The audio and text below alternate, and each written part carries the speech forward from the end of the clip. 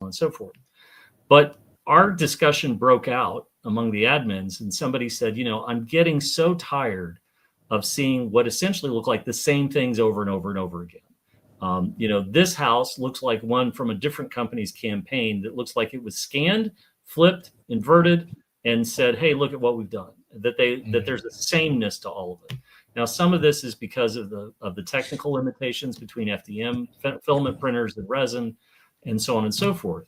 But the other is that if you look, the thing below the hood, and I know Tom's going to want to talk about this, when you look at people who use Kickstarter, companies that use Kickstarter, who have used Kickstarter for a number of campaigns, yes, there are some that the growth is still, the trajectory is going the right way, but there seems to be just I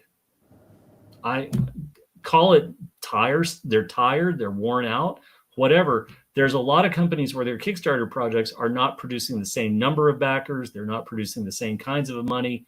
And I think what we're seeing is, I think we're starting to see some weariness of Kickstarter in particular, but crowdfunding on 3D printed files and so on and so forth as well, and probably some in the RPG space. And I think, we look at the last 10 years of role-playing games, and we look at the last 10 years of what's come out, and some of the things that we talk about all the time on the show. We talk about the O.S.R, we talk about Shadow Dark, we talk about all these other, and I call it the middle tier, right? These are not people publishing fanzines at Kinko's and stapling them and handing them out.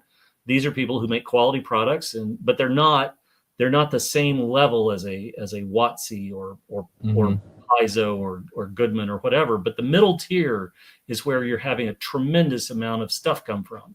If you had told me 10 years ago we would have a Morkborg, if you had told me 10 years ago we would have had a Shadow Dark, think about all the things that have popped up in the last 10 years.